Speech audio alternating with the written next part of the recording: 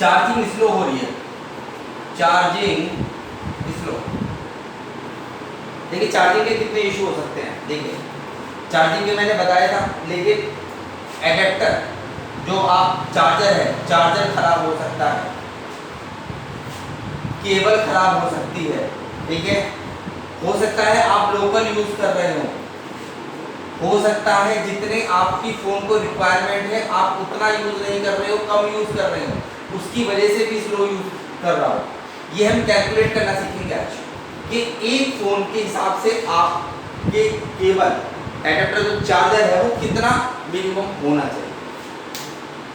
अब इसमें सिंपल भी आ जाएंगे, फास्ट चार्जर भी आ जाएंगे, दोनों ही आ जाएंगे। ये आप कैसे आप डिसाइड करते हो, ठीक है जी। चार्जिंग से इशू है तो क्या होगा, आपका चार्जिंग जैक से इशू हो सकता है, ठीक है। चार्जिंग सप्लाई से इशू हो सकता है, चार्जिंग पत्ते से इशू हो सकता है, जो आपकी B2B पत्ता लगाता है उससे दिक्कत हो सकती है। अगर ये छोटी मोटी दिक्कत है, 90% चार्जिंग जैक से इशू होता है, उसके बाद भी नहीं होता तो पत्ता चेंज करते हैं, फिर केबल पे आते हैं, फिर कहीं जाके चार्जिंग आईसी से इशू आता है। लेकिन सबसे पहले एडेप्टर। अब मैं ये दिखाना चाह रहा हूँ, देखो एक है ये बैटरी, हमेशा बैटरी अब चाहे कोई सी भी हो, ये हो, इसमें दो चीज लिखी होती है, दो तीन चीजें मैं आपको बताना चाह रहा हूँ आपको, देखिएगा।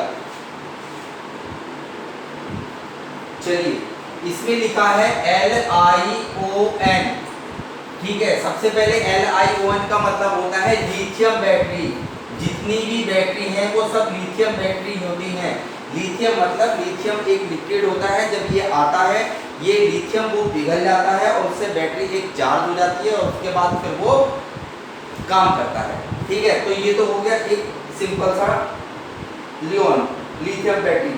एक इसमें आपका आता है, देखिएगा, क्योंकि हर चीज को जब आप मोबाइल रिपेयरिंग करते हैं या बैटरी करते हैं आपको समझना बहुत जरूरी होता है, छोटी छोटी चीजों का, देखिएगा। और यहाँ पे क्या लिखा हुआ है, देखिए नॉमिनल वोल्टेज और चार्ज वोल्टेज आपको दिखाई दे रहा हूँ, मैं एक बार बता देता हूँ। ये हर में लिखा होगा, किसी में को होगा, इसमें लिखा हुआ है नॉमिनल वोल्टेज, ठीक है जी। यहाँ पे लिखा हुआ है 3.85 वोल्ट और इसमें लिखा हुआ है चार्ज वोल्टेज, इसमें लिखा हुआ है 4.4 वोल्ट। अब इसको हम रख देते हैं, अभी और समझेंगे क्या क्या लिखा हुआ है, हम ये पहले देख लेते हैं। इसके बाद लिखा हुआ है इसमें 33 mAh बराबर लिखा हुआ है 3300।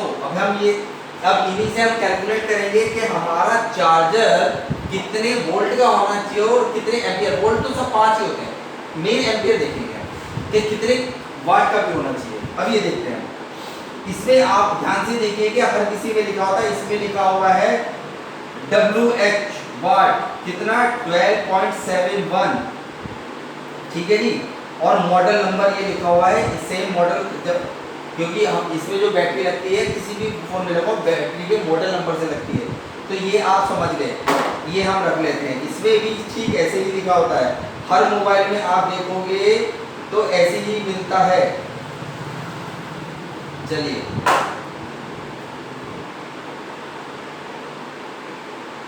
तो ये आप देखते हैं, किसी में रेटेड होता है किसी में। अब देखिए इसका मतलब समझ लीजिए, अब हम समझ लेते हैं। देखिए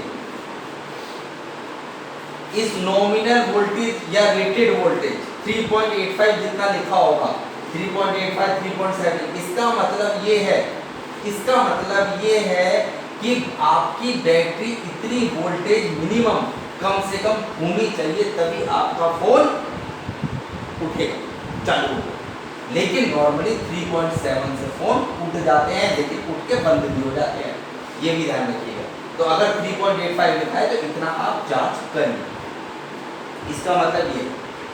चार्ज वोल्टेज या मैक्सिमम भी होता है, तो 4.4 वोल्ट इसका मतलब होता है कि मैक्सिमम बैटरी 4.4 वोल्ट तक चार्ज करेगी। अगर ये इतनी है चार्ज हो गई है तो इसका मतलब ये फुल चार्ज हो गया। तीसरी चीज इसमें लिखा होता है mAh, यानी कि 3300, किसी में 4000, किसी में 2400, यानी कि ये इतनी मिली एम्पियर की। अब 1 एम्पियर आप समझना बहुत जरूरी है, 1 एम्पियर होता है 1000 मिली एम्पियर। तो यहाँ पर ये हो गया 3.3 एम्पियर। ठीक है जी। अब WH होता है वाट, ये हमारे चार्जिंग के, हमारी चार्जिंग केबल चार्जिंग और जो वो है एडेप्टर चार्जर, वो कितने वाट का होना चाहिए, ये हमारा मेन। अब ये कैसे कैलकुलेट होता है ये आपको देखना बहुत जरूरी है। आपकी बैटरी है 3300 मिली एम्पियर, और अगर इसको एम्पियर में निकालोगे तो 3.3 एम्पियर, और आपकी वोल्टेज नॉमिनल वोल्टेज होगी 3.85। तो वोल्टेज हम इसको लेंगे मिनिमम वाले को, वोल्ट हो गया 3.85। तो 3.85 और 3.3 को जब आप गुणा करोगे तो 12.7 ही आएगा, या 12.65 अप्रॉक्स ऐसे आएगा, तो 12.7 ही कर लेते हैं। तो इसका मतलब है 12.7। तो आपकी चार्ज होने के लिए आपकी मोबाइल को कितना वॉट चाहिए, 12.7। ठीक है। अब आप चार्जर में देखना क्या लिखा होगा, तो क्या करते हैं चार्जर में भी क्या लिखा होता है आपका 3.5 वोल्ट लिखा होता है ना, 5 वोल्ट 2 एम्पियर। 5 वोल्ट, देखो एक कंडीशन, दूसरी कंडीशन 5 वोल्ट 1 एम्पियर। ठीक है। अब मैं इसको, अब देखो WH, अब आपके फोन को कहो या बैटरी को कहो, एग्जैक्ट आपको चाहिए कितना, 12.7। इससे ज्यादा दोगे तो ये इतना ही लेगा 12.7, इससे कम दोगे तो ये तो नहीं लेगा, लेकिन इससे ज्यादा लोगे, इसकी कैपेसिटी 12.7 की, 12.7 ही लेगा। अब आपने एक चार्जर लिया, ठीक है, 5 वोल्ट, वोल्टेज तो 5 वोल्ट आते ही सभी में होते हैं, एम्पियर बदलते हैं। एम्पियर कैसे बदलते हैं, किसी में 1 एम्पियर, किसी में 2 एम्पियर, किसी में 2.4 एम्पियर, किसी में 3.1 एम्पियर। अच्छा 5 वोल्ट 9 वोल्ट भी होता है, ऐसे ही होता है ना 9 वोल्ट, लेकिन 5 वोल्ट के साथ 2 एम्पियर कर देंगे तो ये कितना हो गया, 5 दूनी 10, यानी कि 10 वॉट। और 9 वोल्ट के साथ 1.67 कर देंगे तो 1.67, तो ये कोई बैठेगा 15 वॉट। तो इस चीज से आपका ये आपका डिसाइड होता है, क्योंकि स्लो चार्जिंग है कि आपकी बैटरी की कैपेसिटी है, मोबाइल की कैपेसिटी 12.3 कैलकुलेट करने मैंने आपको बता दिया। आप यूज कर रहे हो 5 वोल्ट और 1 एम्पियर का, तो इनको गुणा करोगे तो कितना हो गया, 5 वाट। तो आपका 5 वाट आप यहाँ चार्ज कर रहे हो, और जबकि इसकी कैपेसिटी है 12, तो कम से कम 10 तो करो, 5 × 2 तो करो, इसी को फास्ट चार्जर कहते हैं। 9 वोल्ट × 2 एम्पियर, तो 9 हो गया, 9 दूनी 18, इसी को कहते हैं बिल्कुल क्विक चार्ज। तो चार्जर और केबल ये बहुत जरूरी होता है। आप देखिएगा, आप अपनी बात देखना चालू करिए, मैंने बैटरी पे आपको दिखा दिया, क्योंकि किसी भी चार्जर का काम, किसी भी केबल का काम क्या है, सिर्फ बैटरी को चार्ज करना। ठीक है। अब बैटरी में आपको रेटेड भी लिखा होता है, सब कुछ लिखा होता है, ठीक ऐसे चार्जर भी लिखा होता है। तो इस चीज का आप ध्यान रखिएगा। देखिएगा, आपको चार्जर भी पता होना चाहिए कि कितना आपको किस मोबाइल में, कितने मोबाइल में आपको रिक्वायरमेंट है।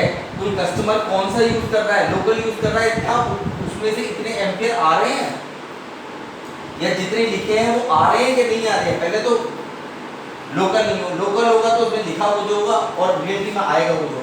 तो ये तो पहले तो आपको बेसिक पता होना चाहिए, क्योंकि आप कितना भी कर लो, किसी की कैपेसिटी है 12 वाट की, आप दे रहे हो उसको 5 वाट, तो स्लो तो चार्जिंग करेगा ही, और आप बदलने बैठ रहे हो चार्जिंग पत्ता सब कुछ, IC पाई आपने सब बदल दी। तो ये कैलकुलेशन का सिर्फ इतना ही लॉजिक है। तो उम्मीद है आपको ये ध्यान रहेगा, और जब आप रिपेयर करने बैठोगे तो इन सब चीज़ों पर भी आप ध्यान दें। Thank you.